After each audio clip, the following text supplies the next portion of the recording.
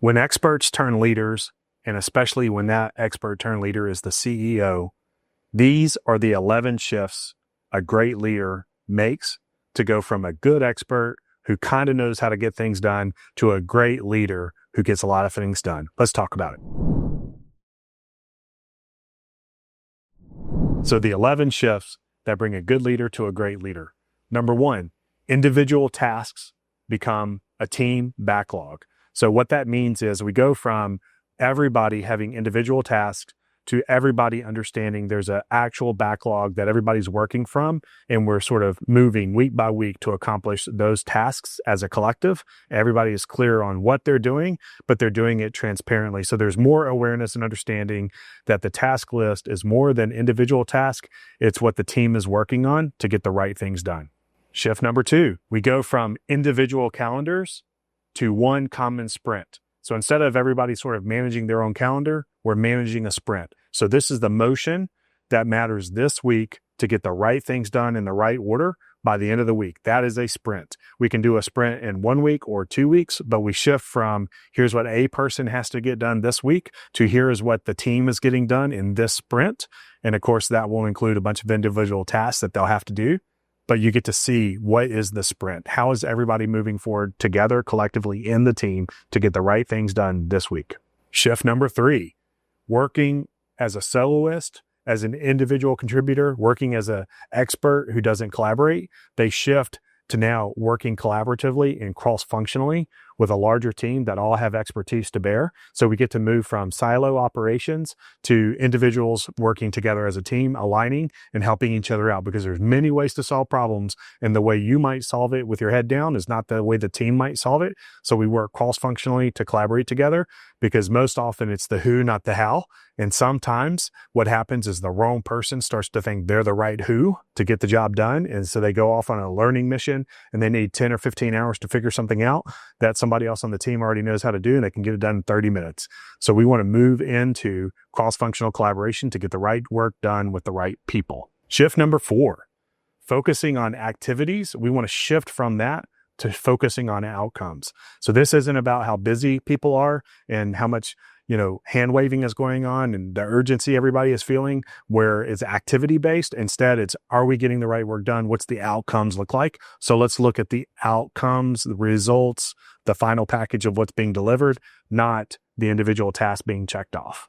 Not activity based, outcome based. Shift number five, daily reaction and constant reactivity compared to strategic planning and being focused on strategic initiatives. So will there be things that are coming in on a regular basis you need to react to? Sure. But if you don't have something you strategically planned that's more important, more valuable, you'll continue to do reactionary work versus strategic work. So the big shift is, how do we go from reactionary work that probably has minimal value to strategic work that has maximized value? Shift number six, repeatable tasks manually.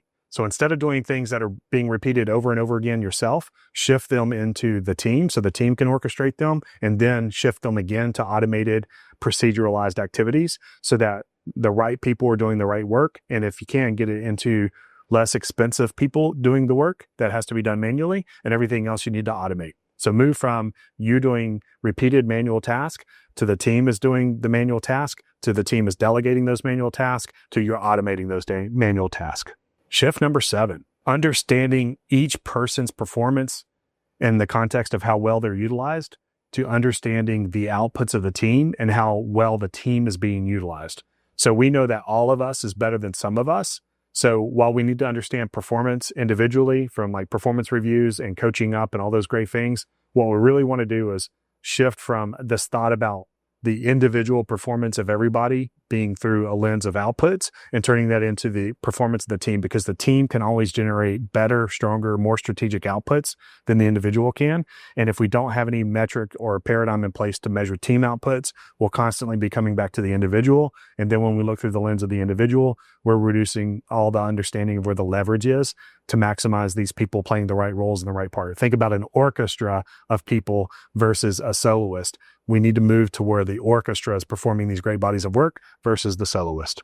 Shift number 8, go from task completion, the checkbox, to the business impact. What are you doing to drive business impact at the highest level? These are high impact movers, right? These are the things that make the biggest impact on the business. Shift from individual tasks and activities to biggest impact for the business. Once you make that major shift, you then get to see all these things that are really low impact that, yes, there may be tasks around it, but they're just not the right things to be focused on. And you can reprioritize where that focus goes based on business impact. Shift number 9, the calendar rules your day. You need to shift that to time blocks. Put in place strategic blocks somewhere between 60 minutes and 3 hours, sometimes even 4 hours of time blocks on your calendar. So you're not peppering in, everybody else gets their time on the calendar, but you don't. You need strategic time that is oriented to you having exactly the mental space to be thoughtful, to be strategic, to be forward-looking, to deeply focus on the work.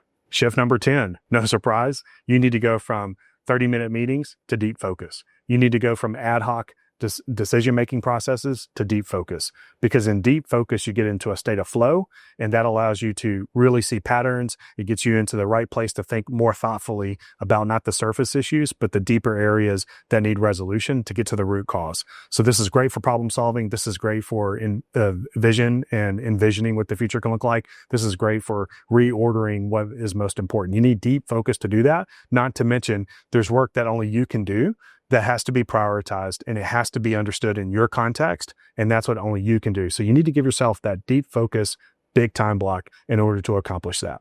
Shift number 11, you have to do what only you can do. So the whole point about leveraging a team and other people on staff is that they're working on things so you don't have to be working on the same things. It's not what you're capable of, it's what you're called to, right? You need to be working on the things that only you can do, that are unique to your ability as the founder, the CEO, the leader, so that the team can benefit from what only you can do. And you need to not get caught up in using your time on stuff that other people can easily handle or they should be trusted to handle. So you need to move from doing all kinds of things to really specializing in certain areas of your leadership that only you can do. We really like to think about this as like, there's some things you're capable of as a person, but really as a leader, there's all these expectations of what only the leader can do. You need to get great at doing what only the leader can do. This is setting priorities. This is dealing with ambiguity. This is providing clear direction. This is helping the team get unlocked and enabled. Like, you need to do what only the leader can do. And lastly, I just want to tell you, most of this work takes intention to go from a way of operating that's been normal for many, many years, especially as an expert. You're used to getting a lot of things done as an individual. When you move to leading a team, you've got to trust those people to get things done. So I want to encourage you that as you go on this journey, you're shifting from me to we. And when you get into the we mindset, everything changes, because it's not about what you can do, it's what the team can do. And that's a much healthier place to run the business. Hey, glad you're here. Glad you watched this great content. Please like and subscribe for more just like this, and leave a comment. It helps us know that you're watching. And especially if you have questions, we'd love to help you out. I've got a great framework for you. It's called 4corequestions.com. It can be the difference between being confused to having clarity. So check that out. And we've got some more links in the description below.